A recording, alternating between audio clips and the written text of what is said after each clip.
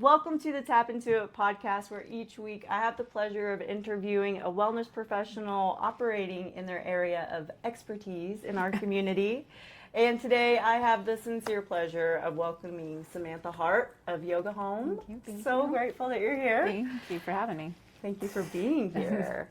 I've been excited for this interview for as long as I think we started talking about the podcast. Yeah. So yeah. Well, that's not a lot of pressure. Not at all. You just saved our lives. Yoga saves lives, everybody. Did you know that? That's for sure. It does. I think the burning question for anybody who hasn't yet met you is, what brought you into the study and practice of yoga? I decided to start practicing yoga when I went through a grocery store. They had the little Gaiam posters up, and they were free, so you could take like... I remember those. Yeah, they had like the little postures, and so I was like, this is kind of cool. Like, what is this? I wanted to lose a little bit of weight, and so of course I was like, what is the easiest way to do that? And so I got these cards, and I was like, yeah, that's easy. But I didn't know how to use them, and I found Waylana, which was on PBS. Oh my God, she's from Hawaii. She was hilarious. It was great.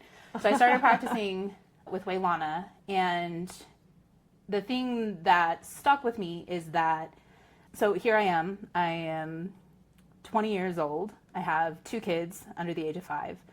My boyfriend at the time, who is now my husband, was working basically 9 to 9, 6 days a week.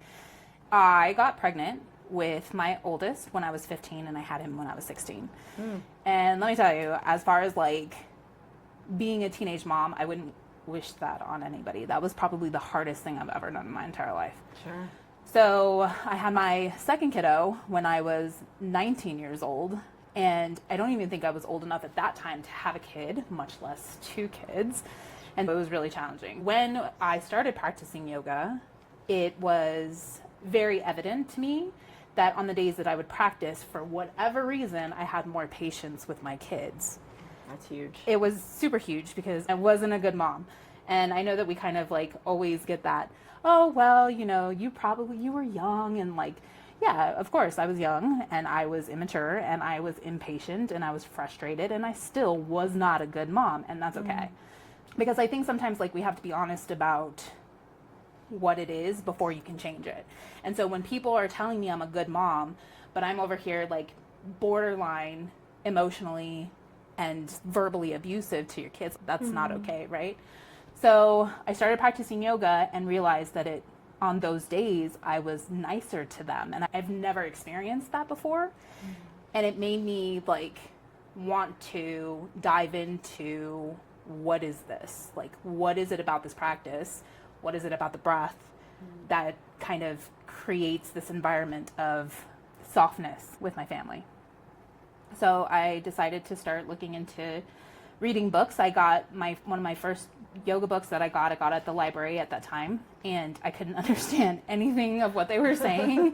Like, the words were so confusing, but I remember that they were talking about this gentleman who had an ashram in Virginia, and he would be meditating, he would jump up, he would do all these crazy postures, and then he would sit back down and meditate, and that it was basically him working through this energy through his body. And I don't remember much else about this book, but I remember this particular part when they were talking about him doing these weird spontaneous postures. And so anyway, we're going to put a little pin in that one because that comes back around later. Sure. So I started practicing yoga a little bit more intently, started studying it. I also got really interested in physical fitness, and so I became a personal trainer, started working out, was not a bodybuilder, but a power lifter, and went like the whole fitness route, but yoga's always been like my big love. Yeah, and you shared with me earlier that your yoga journey didn't start in a gym in terms of practicing, and you found the book and you ended up starting right at home, right? Right. So super accessible. Oh, super accessible. Yeah. And especially now that there's like technology. So yeah, it can be a lot more accessible than it was. One of the things that I loved about when I started to take classes at a gym where I worked, there was like a small sense of community. But then you didn't actually understand what like a yoga community was until I went into and actually got into my first studio, which is when we moved back here, and I went to Pranava Yoga Center, who was run by a couple that were quite lovely. And I walked in and they were like, introduce yourselves and say hi and give hugs. And it was like, wait, what is this? Yeah. And it was really super awkward. And I was like, oh my God, I didn't like that. But whatever, the class was amazing. And I had a free week, so I decided to go back. And I went back. And they were like, yeah, say hi to everybody. And I'm like, oh God, we do this every class. Okay. But what's lovely is that, you know, that was the first time somebody was like, oh, your name's Samantha, right? Like, oh, welcome. And then all of a sudden it felt like, okay, like you can make friends here. Like you can have a support group here. And so finding my yoga community in Colorado Springs has just been life-changing, really. For me too. Mm-hmm. Thank you for finding your yoga community because now you have a robust yoga community on your own. And now you have a robust community of your own down in Fountain at Yoga Home. Yeah.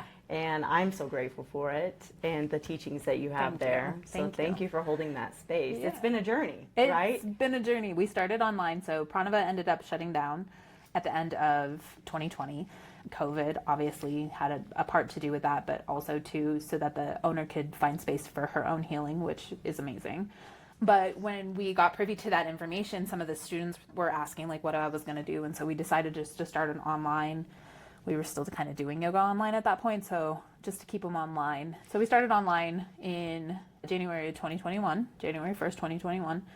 And we were online for a couple months. We got an opportunity to go teach at a spa, which was really nice. We taught at that spa for a couple of years. And then recently this year, actually, we moved down to Fountain and took over a yoga community down there that was already established, but that owner also was moving on, and so I got to step in and keep hold of a community because it's so important, you know? It is. I can't imagine what it would be like to get involved in a yoga community and then for that to become disruptive. And I've heard from current students of yours that you came in and you really did make sure everybody felt like they were being carried. So it's beautiful what you're able to do. Thank you. Yeah. I know what it feels like to lose your yoga home because we lost Pranava. Yeah. And so, being able to hold that space for them down there was really nice. And like randomly, I don't teach at the spa anymore. So it's kind of funny because had I not taken over that space, I probably would have retired, which we can't have that. Missed opportunities. Yeah. I know that retirement awaits, but I think you might have a cool couple decades ahead of you first, I hope, especially to bring your teachings into the world. Thank you. So if you are up for it, I'd love to touch on the programs that you offer there. And you have a robust schedule of asana practices, but what I really want the community to know is about your programs that you offer for teaching. Thank you. Yeah. So going back to the random gentleman that did all the really cool postures and then would sit down and meditate, I actually met my teacher, Hansa, in 2011. She was a teacher in my teacher training program here in Colorado Springs. And she walked in and I was just like, I knew that I was going to study with this woman. I knew she was my teacher. I just felt such a connection with her, poor thing, because she probably did not feel the same. And I'm surprised that she has not called the cops on me, honestly. But I loved her so much that I made sure to try to sign up for every workshop of hers that she offered in Colorado Springs as many times as I could. I got to study with her for a while, and then I got to study with her pretty intently when I went through her yoga therapy course, which was 4 years long. I know her pretty well now, and she has blessed me with the opportunity to teach her 265-hour teacher training program. It's lovely because she spent her entire life's work developing these programs, and then I get the honor of teaching it. So, yeah, our teacher training program is 265 hours, which is about 65 hours, usually more than the average teacher training program. We dive into a lot of philosophy, because I think one of the things that's really missing in a lot of the teacher training programs now is the understanding of why you do what you do. Thank you. And anybody can get up there and do these weird postures with your body. I mean, you're just doing weird shit with your body, like, honestly. But the understanding of, like, what is behind it? What is the purpose? Like, what are you tapping into that you don't just, like, see? And her program does a really good job of diving into a lot of the whys behind what we do.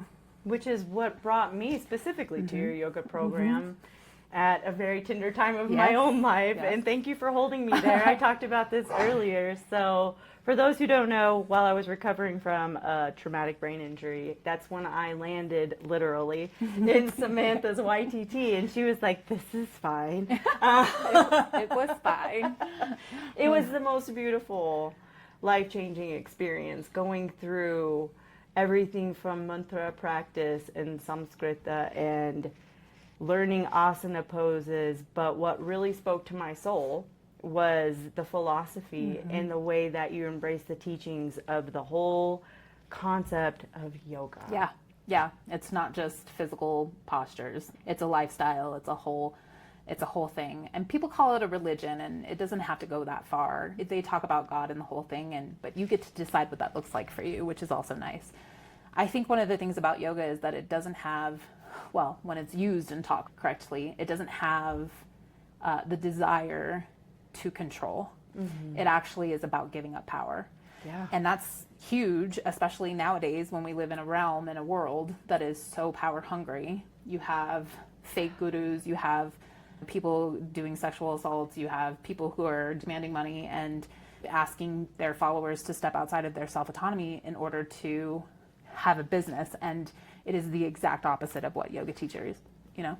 Yeah, no, I agree. And I think that what's really exciting to me, especially now that I'm taking your follow-on course, which is Live to Learn, is that not only do you get full-grown adults to take ownership and responsibility of their inner workings and of their just the ability to have and exercise introspection. Yeah.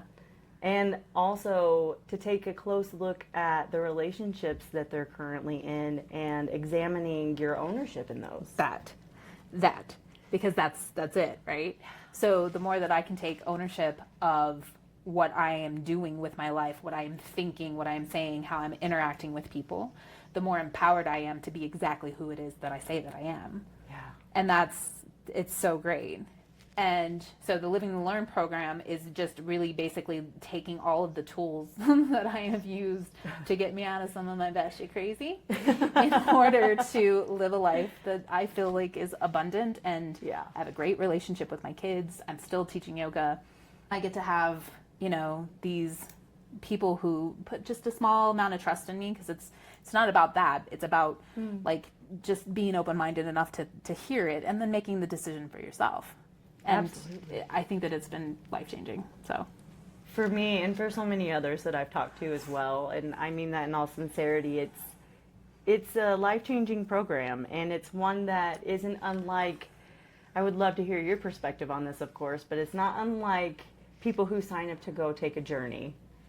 Inevitably, leading up to the start of Live to Learn, I started to feel the squeeze of change. yeah.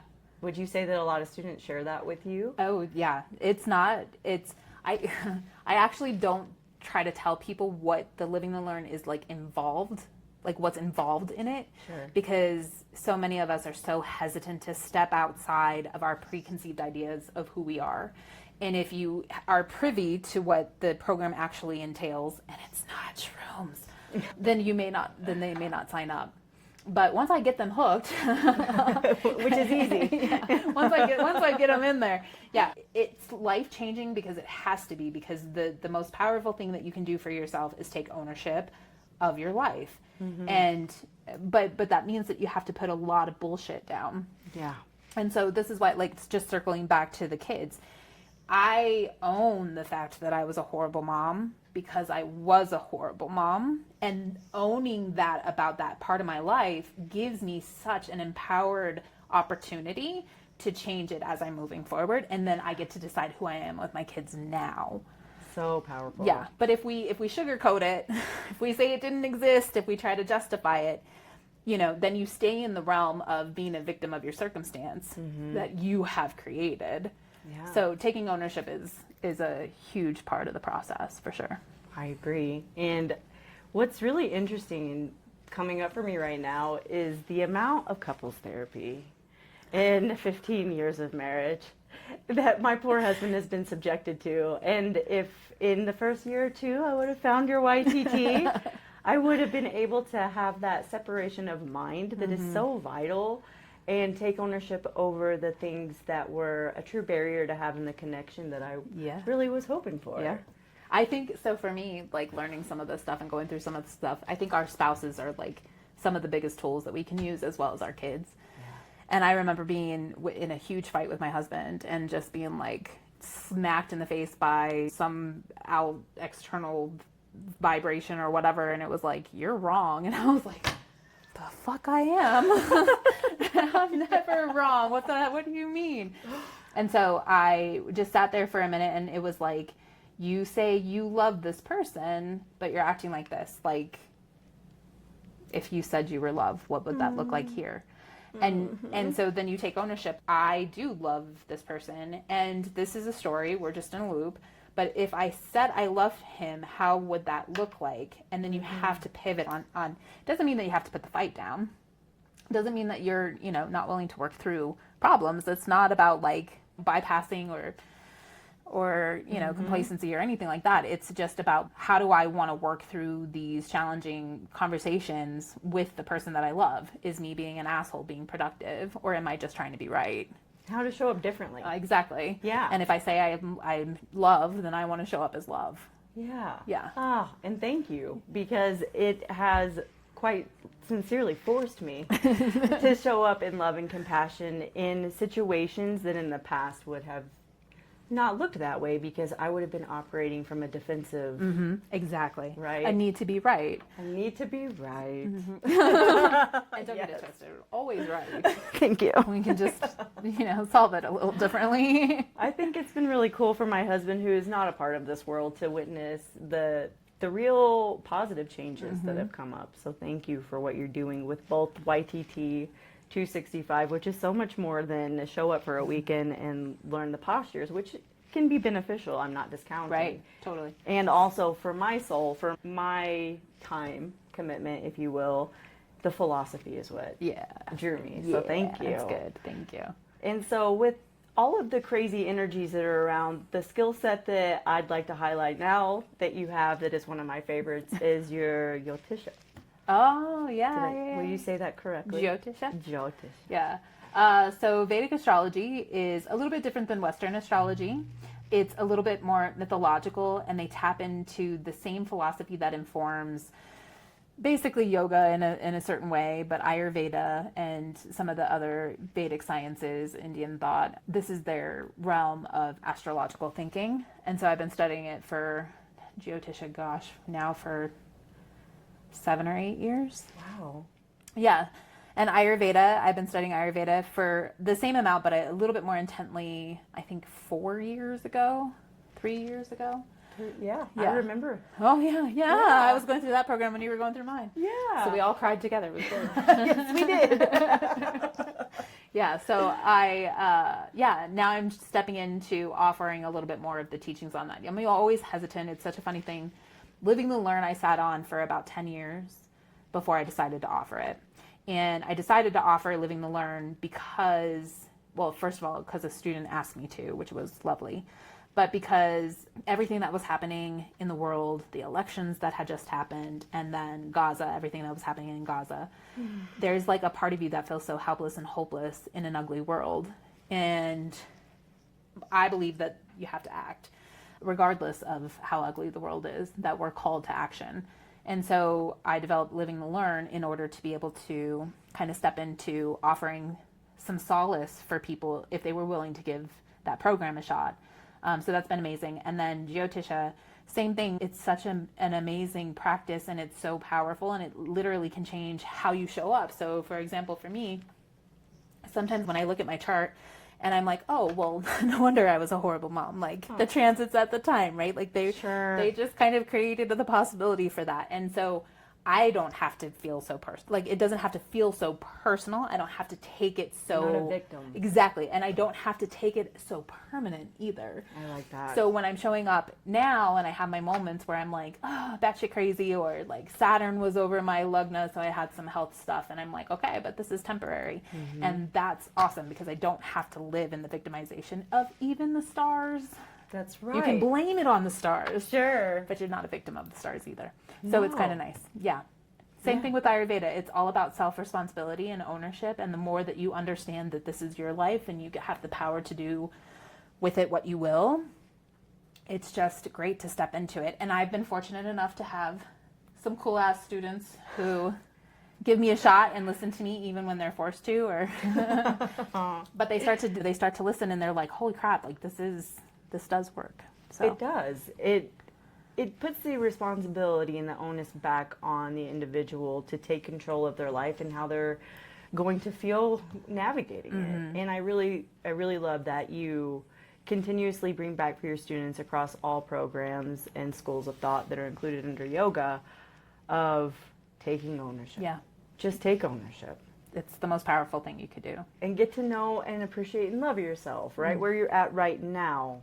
And the no shaming. I mean, I could go on and on. I get really juicy when I talk about Samantha Hart. But it's because you bring I won't even say maternal, because that is not accurate, at least in my experience. But like big sister who went off to college and came home with some wisdom, and thank you for it, because it helps us to grow. I'll give you a hug, but I ain't your mom. I'm not going to tell you what to do. Right. But I am No, going I to tell you appreciate when that. you're fucking it up, and I will call you on your bullshit. No, I love it. Yeah, absolutely. And I like how even on the best days as a student in your class, you'll be like, oh, I see you. And it can be like your elbow is hyperextended, or it could be breathe, or don't hide. Yes, this is about you. And, but it's always for the benefit of the student. It is not about making anyone feel a certain kind of negative way. No. And that's what kept me coming back. That's what, even during a busy season of life, made me say, I need this right now. I think like one of the things is that yoga constantly tells you that you're perfect, whole, and complete as is right now. There's like nothing that you need to do to be anything other than that. Yeah. Our minds are what fucks it up, right? Sure. So if I believe that for myself, it'd be really, really fucking hypocritical if I didn't hold that space for everybody else. Sure. And so, I try to have compassion and empathy for where people are, but also you don't get to hide. Like, Yeah, that's right. I I definitely see don't you. get to hide. I think it was just like, I don't know, maybe a couple weekends ago, I was sitting there and I had showed up late. That's the thing. And Samantha was like, even when you don't show up on time, letting me know is taking ownership. And I was That's like, it. thank you. That's it. I mean, like when we talk about integrity, like first of all, think about your whole entire life, and trying to pretend that we're all going to be on time every single time is just unrealistic. Yeah. And all it does is create a world of shame and guilt. Like, and you don't have to be shamed and guilt because a train came down the road. You know what I mean? First of all, if a train is coming down the road, that's a problem. But if you get stuck behind a train, then life is just gonna life. And so the less that we take it so personal, it doesn't mean anything to me if you're late, but I will hold the door for you if you are. And so cleaning up your integrity is just letting somebody know, I'm gonna be late. I think that's beautiful. And it's kind of, I want to say cute. Maybe that's not the best word, but it's kind of cute how you have grown-ups that are like, sorry, Samantha. And it comes back to like the teacher that instead of fearing or despising, like, oh, I respect her. Oh, that's why I want we don't do that shit either. But it does take a community of individuals respecting one another no matter where they're at on their journey to continue to want to show up there even on the days where there was a train in the road, right? Yeah, exactly. And show up late anyway. And thank you, because I don't think I would have made it ever. If she locked the door at a certain time, I would not have a certificate. Raven's late again. Somebody open the door. But you accept people right where they're at is the whole point. Yeah. And I can't say that. Look, if your Jyotiṣa chart says that you're just going to be habitually late, like who am I to get upset by it? Do you know what I mean? I love that. I also love that when you look at the charts, you're like, oh no, this is why. Yeah, That makes sense. I see it. It's fine. In the way that you'll give us the tools to navigate all of it with the Ayurveda, taking a closer look at the things that maybe we're not willing to see. Yeah. And that we need a gentle push into. What a cool evolution to go from student to practicing to teacher to robust community and all of the education. Okay. And the coolest part about the whole entire journey, which is why we put a pin in it, was the gentleman that did all the funky postures. I got to go to India in December with my teacher Hansa, who that gentleman was Hansa's guru.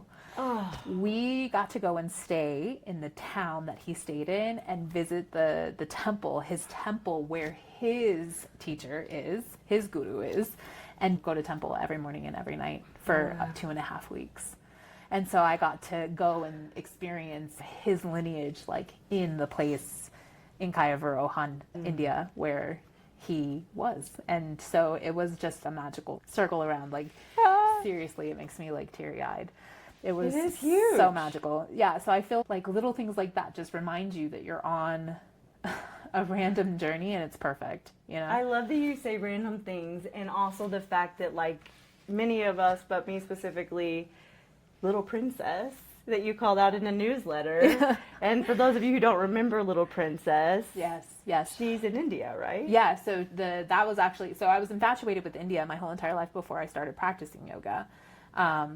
And the Little Princess and also Annie, like those were the two. Yeah. Punjab and Annie, remember? I do. And then in the Little Princess, she's got the part where she's like, India, and she's like talking about India and how, you know, that's where she got to be, and it was so magical. And I swear I've been in love with India since, and so it was a magical experience to be able to go. I can only imagine. It's a dream for sure for so many of us, and also I think it's a beautiful gift, sincerely, to get to go with your teacher. Yes, yeah, with my teacher. With your teacher, and one of my students went as well. So it was like this little tiny, like in itself, this little tiny lineage.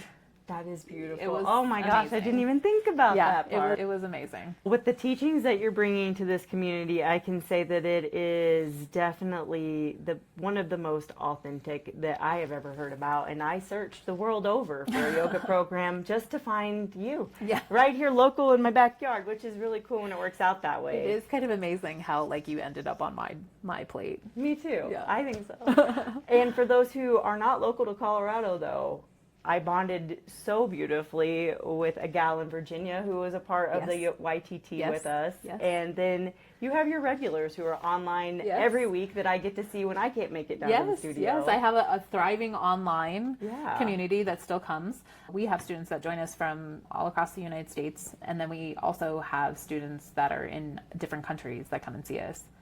So I'm internationally known. I love that. It's so cute. And rightfully so, in my humble opinion. I think that you'll become even more known as your teachings, Which is terrifying. I get that it's terrifying, and that's why it's so beautiful that it has to be you, because we need the world to have Samantha's yoga and Hansa's yoga, and you know, the thing is that, I mean, I love it and I appreciate like the recognition, but really it's just the yoga. Like the yoga has impacted Hansa's life so intently, and it's changed how she's shown up in the world, and she lives the yoga, and I think that that's why she's so magical. And so I would love to take all the credit for Samantha being amazing, but really I just think it's the yoga too, because when you live that life of authenticity, like how does it not show up as amazing? Absolutely, and that's why you are amazing, because you're teaching it. I'm going to say it again. And it is all about the authenticity. That's what brings me back. I think some of my most beneficial weekends were the ones that you showed up and you're like, all right, guys, I got this coffee and it's not going to do it. And we have all these hours to go together. So let me tell you what's really on my mind. And what's really cool about that is that we got to come in and we got to breathe, and we got to know that we were going to meet each other wherever we were at that day. And that happens in any class I've taken at Yoga Home. Yeah, I literally had an anxiety attack right before I taught a class just a couple weeks ago. And while it's never comfortable, and of course you don't always want the whole entire world to be privy to your most vulnerable moments, the thing that I always will do is admit that they're there. Because I'm not interested in pretending that life isn't going to life just because I'm a teacher of yoga. Like, I just learned some anatomy. Do you know what I mean? Like, a little bit of philosophy, and I can speak some love into people's souls, but I'm still human, and I struggle with the same things that everybody else struggles with, which is why I think it's important to kind of sometimes show your ugly face, because then everybody else gets a moment to be normal. Yeah. You know, because it's normal. Yeah. I love that. And what is normal anyway? Yeah, exactly. It's batshit crazy from what I've gathered. I agree. So let's talk a little bit about some misconceptions that you wish people knew who are either yoga averse or new to yoga. Yeah. So yoga's not a cult, although it can be, depending on who you give over your self-autonomy to. So yoga's not for healthy people. It's not for skinny people. It's not for white people specifically, especially in the United States. Yoga literally is for everybody. There's a lot of religions that don't necessarily buy into yoga or want to practice yoga because they think that it's what is it? Because it goes against their religion. And that's kind of sad too, because they don't have an opportunity to get a little bit closer to God in that way. Yeah. Because I think that yoga does that Too. So there is no limitation. Like that's a misconception. There's nothing of who you are, how you show up, what your vices are, what your problems are, what your mental health is. There's nothing that should keep you from yoga. The idea that you can't do yoga because of those things is already the misconception. Some days it's just breathing. Yeah, right?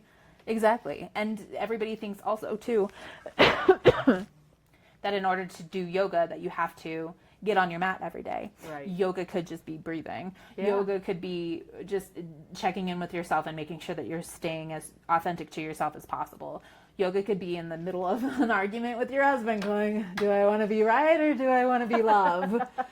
And then choosing accordingly and then acting from that space. And so it's not just down dogs, and you don't have to be flexible. You don't even have to be strong. And you literally can just show up on your mat and sit. It doesn't have to be a thing. We don't need to make it a thing. My favorite part about the physical aspect of your yoga, specifically in Hansa's yoga, is that it is not Instagram yogis that are leading these courses. Yeah. And so the thing about that too, like, if I am trying to impress somebody with my yoga, then I'm not doing yoga. That's right. If I am trying to push my body into something that my body does not want to do, then I'm not doing yoga. If I'm trying to be performative, it's not yoga. Yeah. And so constantly reminding my students that you're not going to fucking impress me, because that's not the point. I'm already impressed with the fact that you're here. Yeah. You know what I mean? So Yeah. what you do with your body, as long as you support yourself, I think it's perfect. So there's nothing to be scared of, you know? Absolutely. I came into your program after I went through a surgery, and I remember you being like, that's fine, still come. And I'm like, oh, really? And what we're not and going we're to do. going to take care of our body. And what we're not going to do is try to do all these things. That's right. And I think that leads into a topic that not a lot of people are well versed on, which is yoga therapy specifically. And I think it would be just sad to forget to mention the yoga therapy. You mentioned it a little, but could you explain what a yoga therapist can do? Yeah. Yoga therapy is more traditional to how yoga was passed down through lineages before. It's a little bit more traditional. I don't want to make it something that is not either, because it's not exactly how yoga was taught. But the thing about yoga therapy is that your teacher or your therapist sees you for who you are and then gets to work with you on that. So it's a little bit more like person specific. Okay. The asanas that you get prescribed, or the foods, or the herbs, or the marma points, or the mudra, mantra, or the Jyotiṣa chart, like all of it is like specifically for the person. You can do like a yoga therapy for a class if it's like for a particular thing. So like Parkinson's or depression or things like that. But for the most part, like yoga therapy really is about working one-on-one with the person to help the person move through some of their stuck points, or to have things brought to their attention that they know that they can step into so that they can live an empowered life.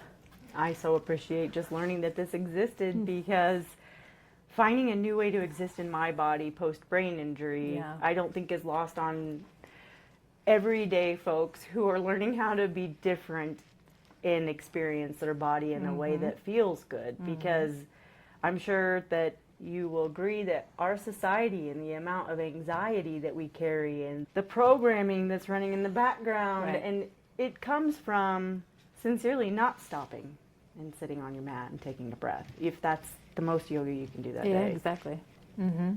Yeah, I'm so grateful for your teachings and for what you bring to the community. I want to call out all the cool offerings that you have. We have a couple of coming up, and Janine, actually one of my teachers, she's got some really cool ones coming up too. We have Gratitude for Teachers that is coming up, which we're trying to give back to the teacher community, because my God, dealing with my own kids like Educators, yeah, teachers. educators, Yeah. yeah. So people who step into that realm are just fantastic, and they deserve all the love. And Amazing. so we're offering a couple of free classes for them specifically. We have a couple of workshops. One that I'm excited about that Janine will be doing is compassion fatigue, and how to like support yourself, especially now in this environment. Like, how do you hold space for yourself when so many of us are trying to hold space for other people? That one I'm really excited about. And for me specifically, I'm just going to sit back for a minute and like continue to develop some of these courses that I want to offer.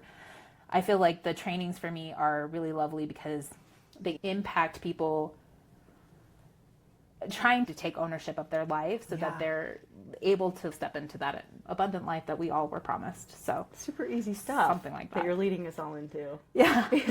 Yeah. But you really do. I mean, But just like everything else, it's like you have to develop it and have an outline and put paragraphs and words on paper and like, ugh. But, you know, you want it to be worth it when somebody decides to take it. Yeah. And so would you say that, for my own answer, Live the Learn is a nice follow-on to YTT, or folks who don't take YTT can come and take advantage of Live the Learn? So Living the Learn is basically like yoga philosophy without needing to teach. Love it. So how do you live what you're learning on the mat and like get to develop it even deeper? Because everybody's forced into teacher training programs nowadays. This is the only way that a lot of yoga studios make money. And so it's become like a watered down version of yoga just so that I can keep the door open, which is capitalism at its finest. And it's a thing. And I support people teaching yoga however the best they can, right? That's right. But Living the Learn is separate from that. However, what I have found is that, so a couple of things, the people who have benefited quite a lot from my teacher training programs are other teachers. Not to say that newbies don't come in and get a lot, but because the philosophy part of it is usually lacking in a lot of teacher training programs, I get teachers that are kind of blown away when they step into the course. So it's been really good for the teachers that I've gotten in. Right in about now, we're like half and half newbies, half teachers. I love that. Yeah, so it's been really kind of great. And then with the Living the Learn, anybody can take that because we give the heavy hitting philosophy. We keep it true to yoga. Yeah. But there's no like requirement of remembering the words and the phrases. Yeah. You just have to remember how it lands and how it feels in concepts so that you know how to like embody it.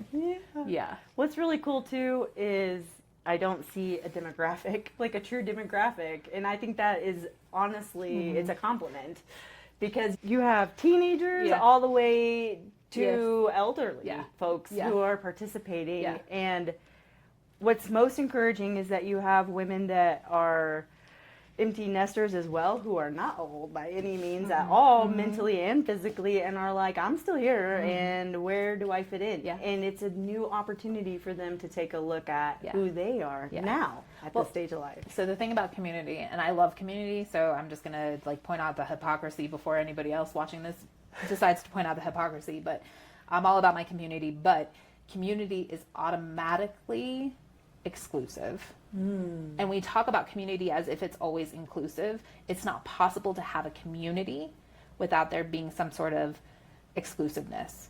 And constantly keeping that as a reminder, I try to make sure that that is minimized as much as possible, that it's not cliquish, that it's not, you know, that it's not like, it has to be a certain people, or who am I attracted to the most, or who do I vibe with, like, because yoga itself is not a community. It's about your practice. It's solidarity. That's not the word I meant to use there, but you feel me. It feels like solidarity to me. It's you. Yeah. And so you being able to show up for you in a group of people that are doing the same, like, that's huge. I love that you're doing it for you. That shows in every single time that you're leading, in whatever it is, in whatever energy you brought that day. Yeah. And it's Well, just incredible. Shit, not doing it for the money. The abundance in different forms is what you really led me to in life. Yes. And I do have privilege, and I do acknowledge that, but a lot of hard topics too that forced me into growth and forced the flashlight to be shown on spots that I was not willing to do myself. I remember those. Yeah. I'm sure they're still there. Yeah. There's some there. And the thing is that we all have them, and that's okay. And sometimes we're just not privy to the information until somebody compassionately points it out to us.